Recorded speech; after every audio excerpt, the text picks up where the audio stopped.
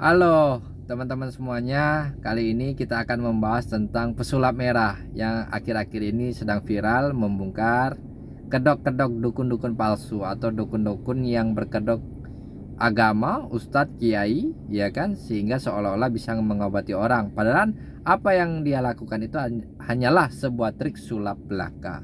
Nah, kita akan membahas tentang aspek pidananya, aspek hukumnya. Apa sih, bagaimana sih kalau seseorang itu mengaku-ngaku ya bisa mengobati, ternyata itu bohong?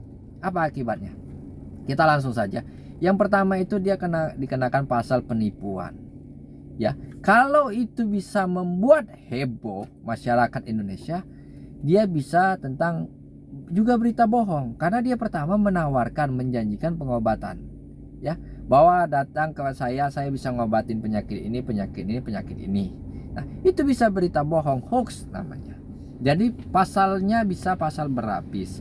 Pertama, orang yang berobat jika tidak sembuh, ya, dia mengalami kerugian, bisa dituntut secara pidana, penipuan, ya kan, berita bohong, ya, dan bisa keperdataan karena sudah mengeluarkan uang apabila ada biaya-biaya yang dikeluarkan oleh pasien-pasien. Jadi sangat potensial apabila ada laporan polisi yang mengarah kepada oknum-oknum dukun yang berkedok agama tersebut. Nah, itu kita bisa laporkan berita bohong. Kenapa? Dia menjanjikan sesuatu pengobatan dengan cara-cara yang tidak bisa dinalar dengan akal. Ya, tidak bisa dibuktikan dengan logika. Memang ada, gaib itu ada. Saya pun mengakui gaib itu ada. Saya tidak memungkiri.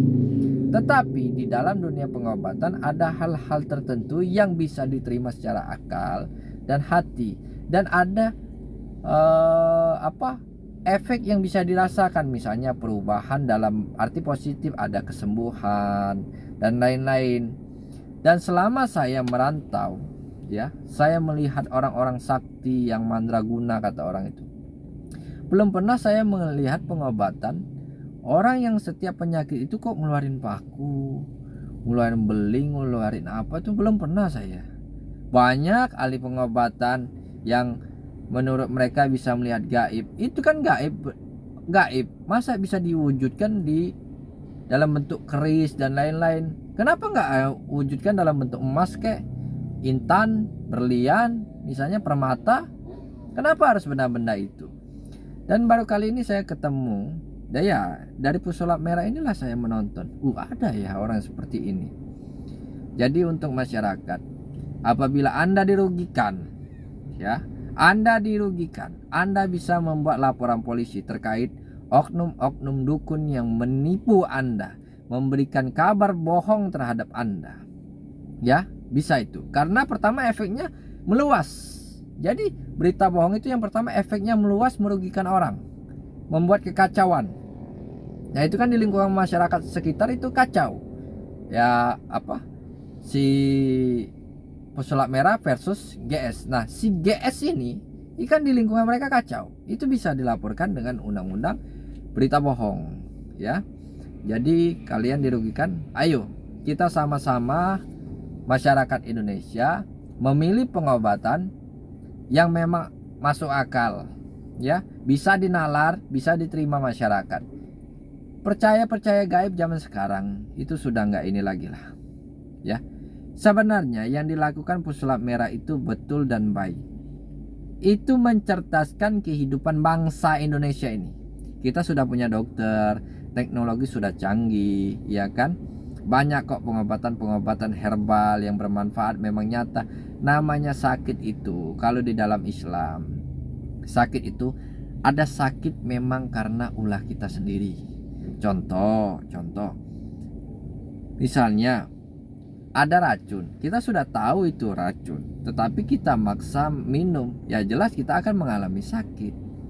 Jadi sakit ada yang memang karena ulah kita sendiri, kita tidak kontrol makanan, minuman, sehingga ada implikasi atau akibat yang dirasakan oleh tubuh. Yang kedua, sakit karena memang cobaan dari Allah Subhanahu wa taala.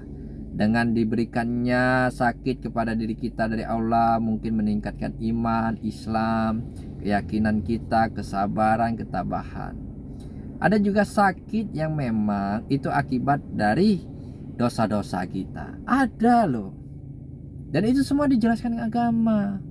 Jadi sakit memang ada karena ulah diri kita, karena cobaan, dan memang karena dosa kita.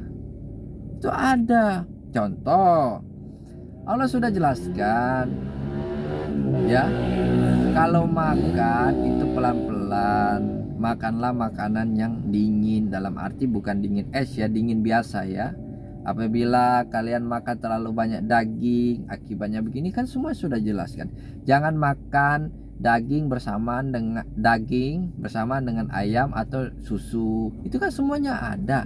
Hanya diri kita yang tidak terlalu mendalami ilmu agama, sehingga kita tidak tahu. Nah, mungkin dari video ini bisa mencerdaskan, memberi pikiran atau ilmu sedikit kepada orang. Sejujurnya saya bukan orang pintar, tapi saya mengajak kepada masyarakat Indonesia, ayo kita dukung Pesulap Merah untuk membongkar dukun-dukun yang berkedok agama, dukun-dukun yang memperjualbelikan trik sulap seolah-olah dia bisa mengobati orang lain.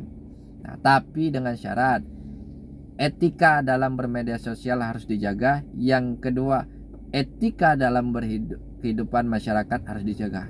Apabila dia adalah oknum, kita nggak boleh main hakim sendiri. Kita amankan, kita serahkan kepada pihak kepolisian, ya.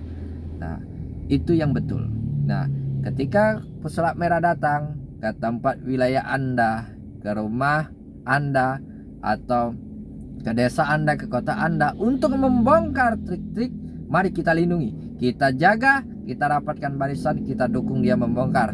Dan kita selalu ingatkan kepada Pesulap Merah agar tetap etikanya dijaga, sikapnya yang baik tetap terjaga, dan lain-lainnya tetap terjaga. Cara bicaranya tetap dijaga, karena sudah bagus apa yang dilakukan oleh Pesulap Merah. Sampai jumpa.